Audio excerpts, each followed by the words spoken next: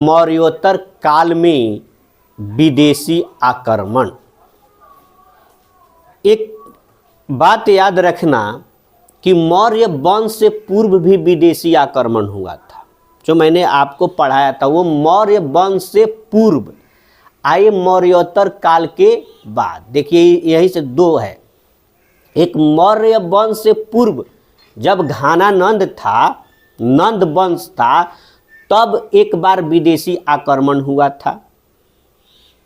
नहीं, जब उत्तर पूर्व के जो छोटे छोटे गणराज्य थे मगध में मिला लिया गया था, मगध बहुत बड़ा साम्राज्य बन चुका था। वहीं जो पश्चिमोत्तर भारत थे वो क्या थे, आपस में लड़ते रह गए, जिसका फायदा उठाया सब। ईरानी आक्रमण हुआ, यूनानी आक्रमण हुआ। तो सबसे पहले हखमनी वंश का उस समय विदेशी आक्रमण हुआ था। उसके बाद ईरानी वाला में सिकंदर वाला कहानी आप लोगों को बताया हूँ, ब्यास नदी तक आते आते वो लेकिन मगध पर चढ़ाई नहीं कर पाया। तो आई थिंक आप लोग समझ गए होंगे कि एक मौर्य वंश से पूर्व विदेशी आक्रमण हुआ भारत पर, प्राचीन भारत में। एक मौर्योत्तर काल मतलब मौर्य वंश, मौर्योत्तर का मतलब क्या था, मौर्य वंश के बाद का, एगो पहले एगो बाद। मौर्य वंश के एगो पहले एगो बाद में। उस सब मौर्य वंश के पहले भी विदेशी आक्रमण हुआ और मौर्योत्तर काल में भी विदेशी आक्रमण हुआ। ठीक है। भारत के यवन राज जो यूनानी उस समय सेल्यूकस था, सब उधर तो पश्चिमोत्तर भारत में सब रह गया ना यूनान से आकर, तो उस सबको इंडो ग्रीक कह दिया गया। इंडो ग्रीक, भारतीय यूनानी। इंडो का मतलब क्या होता है, भारतीय, ग्रीक, यूनानी या यवन कहिए। तो उस समय आकर उधर जो पश्चिमोत्तर भारत पर वो सब अपना कब्जा कर लिया था, ताकि वो ईरान से आया था। अब भारत के कुछ हिस्सों पर क्या कर लिया था, जैसे अफगानिस्तान पाकिस्तान साइड में वो कब्जा कर लिया था, तो इसलिए उस सबको इंडो ग्रीक कहा गया है। फिर शक का आक्रमण हुआ, विदेशी मौर्योत्तर काल के बाद। फिर ये सब अपना दम लगाया। पहलव, एगो पल्लव है एगो पहलव है, तो पहलव आ कुषाण वंश। मौर्योत्तर काल में 4 विदेशी आक्रमण हुए। पूछ लेता है मौर्योत्तर काल में कितने विदेशी आक्रमण हुए, तो 4। कौन कौन, इंडो ग्रीक, शक, पहलव, कुषाण। इसको याद रखने के लिए एक शानदार ट्रिक बना दिया और आपको ये 7 जन्म तक याद रहेगा। क्योंकि ये गाने पर है, तो किस गाने पर है, तो पहले उस गाने को मैं बता देता हूँ। गवाह है चांद तारे, गवाह है, गवाह है चांद तारे, गवाह है तेरे मिलन के अपने दीवानेपन के। गवाह है चांद तारे, गवाह है। इसी गाने के तर्ज पर गवाह है मौर्योत्तर, गवाह है इस पल के, गवाह है इस पल के मौर्योत्तर, गवाह है। तो गवाह है इस पल के मौर्योत्तर, गवाह है, ने साक्षी है। कौन, इस पल के, तो इस पल के, तो इसे आपको इंडो ग्रीक पहले ही बता दिया। स से शक, पहलव और के से कुषाण। तो गवाह है इस पल के मौर्योत्तर, गवाह है। तो मौर्योत्तर काल में यूनानी बैक्ट्रिया जो हिंदू कश पर्वत के पश्चिम से भारत आए, वो कहाँ से आए, हिंदू कश पर्वत के पश्चिम से भारत आए। मौर्योत्तर काल में जो यूनानी बैक्टीरिया थे, मौर्योत्तर काल में भारत पर आक्रमण करने वाला पहला यवन आक्रमणकारी डेमेट्रियस प्रथम था। याद रखेंगे, बहुत बीबीआई है। मौर्योत्तर काल में भारत पर आक्रमण करने वाला पहला यवन आक्रमणकारी डेमेट्रियस प्रथम था। भारत में 2 कुलों का शासन स्थापित हुआ। एक था डेमेट्रियस वंश, जिसका संस्थापक कौन था? डेमेट्रियस ही था, और इसकी राजधानी साकल यानी सियालकोट, जो शिक्षा का प्रमुख केंद्र था। और वहीं का था, ये भी ईरानीय था, यूक्रोटाइड्स वंश। नहीं, तो इसकी राजधानी थी तक्षशिला। तो ये लोग यूनानी लोग आके भारत पर, जो पश्चिमोत्तर भारत था, आकर, और डेमेट्रियस वंश का सबसे प्रतापी शासक मिनांडर। इससे पिछले वाले वीडियो में मिनांडर के बारे में बताया था। मिनांडर को मिलिंद के नाम से भी जाना जाता है। इसमें एक मिलिंद पनह, जिसमें बौद्ध भिक्षु नागसेन या नागार्जुन, कहिए नागसेन या नागार्जुन, नागसेन का ही दूसरा नाम नागार्जुन है। मिलिंद पनह में क्या है? बौद्ध भिक्षु नागसेन तथा मिनांडर के जो बीच संवाद हुआ है, जो बातचीत हुआ है, वही है मिलिंद पनह में पिछले वाले वीडियो में डिटेल से बताया हूँ। और यूक्रेटाइड्स वंश का सबसे प्रतापी शासक था एंटियालकिड्स। कौन था? एंटियालकिड्स।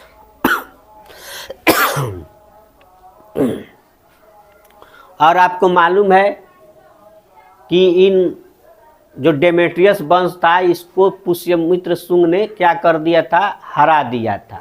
वहीं पे लोग का काम खत्म कर दिया था। एंटियालकिड्स ने शुंग शासक भागभद्र के दरबार में एक राजदूत हेलियोडोरस को भेजा था। तो राजदूत भेजा गया था किसके दरबार में? कौन आया था? ये कंपटीशन में बहुत पूछा जाता है। तो चंद्रगुप्त मौर्य के दरबार में कौन आया था जी? मेगास्थनीज आया था, जिसने इंडिका लिखी थी। तो इस तरह के प्रश्न जरूर पढ़कर और उसको याद कर लेना, और लास्ट में हम सारे का ट्रिक बना देंगे ये किसके दरबार में कौन आया। आगे पढ़िए विधिवत। तो एंटियालकिड्स ने शुंग शासक भागभद्र के दरबार में एक राजदूत हेलियोडोरस को भेजा था, जिसने विदिशा में एक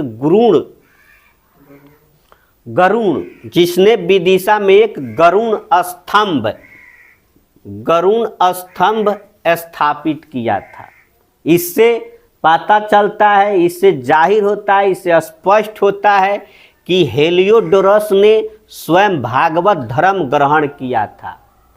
तो इसने कौन धर्म ग्रहण कर लिया? भागवत धर्म। और गरुण जो है भगवान विष्णु का क्या है? वाहन है, सवारी है। तो ये भागवत धर्म ग्रहण कर लिया। मिनांडर जो था बौद्ध धर्म अपना लिया। नहीं, तो यूनानी संपर्क का प्रभाव, अगर यूनानी भारत आए, कहीं भी जाइएगा कांटेक्ट होगा तो कुछ आदान प्रदान तो होगा, आप उससे कुछ सीखिएगा नहीं, और वो आपसे कुछ सीखेगा। तो क्या सीखा लोग? भारतीय लोग। तो भारतीय लोगों ने ज्योतिष के क्षेत्र में बहुत कुछ सीखा यूनानियों से, क्योंकि यूनानी ज्योतिष के क्षेत्र में आगे थे। जो आगे रहेगा वही ना आपको सिखाएगा। तो ज्योतिष के क्षेत्र में क्या थे? आगे थे। कौन? यूनानी लोग। तो उन लोगों ने भारतीय लोगों को नक्षत्र देखकर भविष्य बताने की कला को सिखाया, नक्षत्र के बारे में सिखाया। कौन लोग सिखाया? यूनानियों की देन है ज्योतिष का क्षेत्र, और भारत में अपना विद्या दिए लोग, यूनानी लोग। उसके बाद सिक्के बनाने की कला भी उन लोगों ने सिखाया भारतीयों को सिक्के कैसे बनाया जाता है। और सबसे ज़्यादा सिक्के, सोने के सिक्के चलाने वाले ये यूनानी ही थे। सोना का सिक्का चलाने वाले शासक कौन थे? यूनानी थे, वो सोना का सिक्का चलाते थे। तो ठीक है, इसने यूनानी वाला ने बता दिया, ज्योतिष में आ गया था तो ज्योतिष बता दिया, और सिक्का बनाने की कला बता, तो उल्टे में भारत ने भी कुछ तो बताया होगा। तो भारत ने क्या दिया? बौद्ध धर्म उन लोग को दिया, भागवत धर्म के बारे में बताया नहीं। और साथ ही साथ जैसे योग है, तो आप जानते हैं कि पतंजलि तो आ गए थे, पुष्यमित्र शुंग वंश में ही पतंजलि का मिलता है जिक्र। तो उन्होंने, पतंजलि ने क्या किया था? योग दर्शन, तो योग के बारे में भारतीयों ने उन ईरानियों को बताया। इंडो ग्रीक आक्रमण के बाद अब हम लोग पढ़ेंगे शक आक्रमण। कौन आक्रमण? शक आक्रमण। तो यवन शासकों के पतन के बाद मध्य एशिया के सिथियन या शक शासकों ने भारत पर आक्रमण किया। जब यवन शासक का पतन हो गया तो अब शक शासकों ने भारत पर चढ़ाई कर दिया, आक्रमण कर दिया। शक राजाओं को क्षत्रप कहा जाता था। शक राजाओं को क्या कहा जाता था?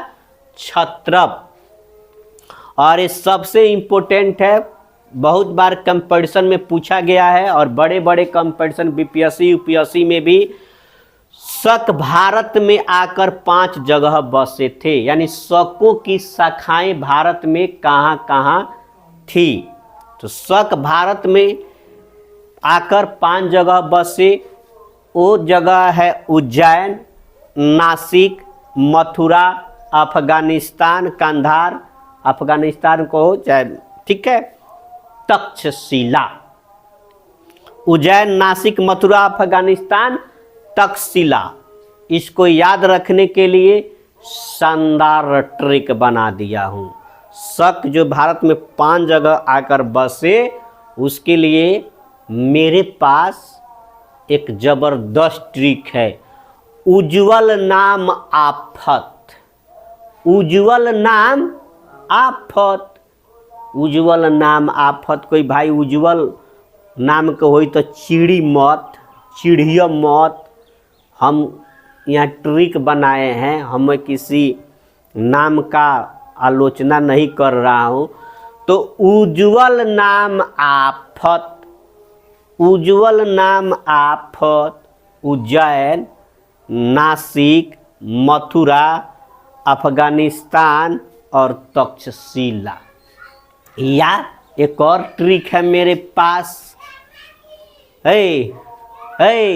ऊ मटकाना, ऊ मटकाना, ऊ मटकाना, ऊ मटकाना। उससे उज्जैन, मथुरा, यहाँ तक्षशिला, कंधार और नासिक। ऊ मटकाना। तक्षशिला का शक शासक, तक्षशिला के शक शासक एजिलीसेज, एजिलीसेज के सिक्कों पर भारतीय देवी लक्ष्मी का चित्र अंकित है। नासिक के शक शासक नहपान। तो नहपान के बारे में मैंने जब सातवाहन वंश पढ़ाया था तो उसमें बताया था कि सातवाहन वंश का सम्राट गौतमी पुत्र सातकर्णी ने नहपान को हरा दिया था। तो इसका प्रमाण क्या था हराने का? तो नासिक के जोगल थम्बी से 8000 चांदी के सिक्के प्राप्त हुए। और उन सिक्कों पर क्या था कि जो है गौतमी पुत्र सातकर्णी हाथ में तलवार लिए हुए है और उसके नीचे झुककर क्या हुआ है, नहपान बैठा है। तो जाहिर है कि जो तलवार लिया हो, जो किसी में झुककर बैठा हो तो पराजित हुआ होगा। तो इससे पता चलता है कि नहपान को गौतमी पुत्र सातकर्णी ने पराजित कर दिया था। तो शक शासक नाहपान ने सातवाहनों से महाराष्ट्र में एक बड़ा भूभाग जो है छीना था, वो छीन लिया था। अब उज्जैन के शक शासक रुद्रदामन, ये सबसे important, VVI very very important, यहाँ से प्रश्न रुद्रदामन से पूछे जाते हैं। ठीक है, तो उज्जैन के शक शासक रुद्रदामन, इसमें सबसे पहला महत्वपूर्ण प्रश्न, सुदर्शन झील का निर्माण सर्वप्रथम चंद्रगुप्त मौर्य ने कराया था। मौर्य वंश का प्रतापी राजा चंद्रगुप्त मौर्य ने सुदर्शन झील का निर्माण कराया था। पूछ लेता है कि सुदर्शन झील ये गुजरात में है, इसका निर्माण सर्वप्रथम किसने कराया था? तो चंद्रगुप्त मौर्य ने। जूनागढ़ अभिलेख से पता चलता है कि रुद्रदामन ने सुदर्शन झील को दोबारा बनवाया, पुनः निर्माण करवाया। किस झील का? सुदर्शन झील का। इसका पता कैसे चलता है? तो जूनागढ़ अभिलेख से, जूनागढ़ अभिलेख से पता चलता है कि रुद्रदामन ने सुदर्शन झील को दोबारा बनवाया। गुजरात का जूनागढ़ अभिलेख संस्कृत भाषा में लिखा गया प्रथम अभिलेख है। तो प्रथम इम्पोर्टेंट बन जाता है, मैं बार बार कहता हूँ। तो संस्कृत भाषा में लिखा गया प्रथम अभिलेख जूनागढ़ अभिलेख। संस्कृत भाषा में लिखा गया प्रथम अभिलेख जूनागढ़ अभिलेख। बाकी उधर पाली में, प्राकृत में, जैसे अशोक का था, वो सब लिखा गया था, है कि नहीं? तो रुद्रदामन संस्कृत का बड़ा प्रेमी था। तो जब संस्कृत का बड़ा प्रेमी था तो प्रेमी वाला काम करेगा, जिसको जो प्रेम नहीं, जिसका जो शौक रहता है उसी तरह से तो बिहेव भी करता है। जब वो संस्कृत का बड़ा प्रेमी था तो उसने जूनागढ़ अभिलेख संस्कृत में लिखा गया। ठीक है। शक वंश का अंतिम शासक रुद्र सिंह द्वितीय था, जिसे गुप्त शासक चंद्रगुप्त द्वितीय ने पराजित कर दिया और विक्रमादित्य की उपाधि धारण की। तो ये एक मेडल था उस जमाने का, विक्रमादित्य नहीं, तो उपाधि धारण की। अब पहलव वंश या पार्थियन वंश, तो पहलव मध्य एशिया में ईरान से आए थे। कहाँ से आए थे ये? ईरान से आए थे। भारत में इस वंश का प्रथम शासक मिथ्रिडेट्स था। ठीक है। पहलव वंश का सबसे प्रतापी राजा गोंडोफर्निज था। कौन था? गोंडोफर्निज। प्रथम शासक तो क्या था? मिथ्रिडेट्स। लेकिन सबसे प्रतापी राजा हुआ तो वो हुआ गोंडोफर्निज। गोंडोफर्निज की राजधानी तक्षशिला थी।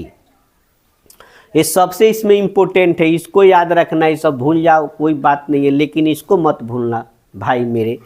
गोंडोफर्निज के शासन काल में ही ईसाई धर्म प्रचारक सेंट थॉमस भारत आया। किसके शासन काल में कौन आता है? ये बहुत हमेशा पूछा जाता है, तो इस चीज को याद रखना है। मेगास्थनीज चंद्रगुप्त के समय में आया था। बहुत सारी चीजें है, बताया भी हूँ। तो इस तरह का चीज़ों को याद रखना है, किसके शासन काल में कौन आया। मैं बार बार बोलता हूँ कि हम उसका अंत में एक ट्रिक बना देंगे ताकि आपको याद रहे। गोंडोफर्निज के शासन काल में ही ईसाई धर्म प्रचारक सेंट थॉमस भारत आया।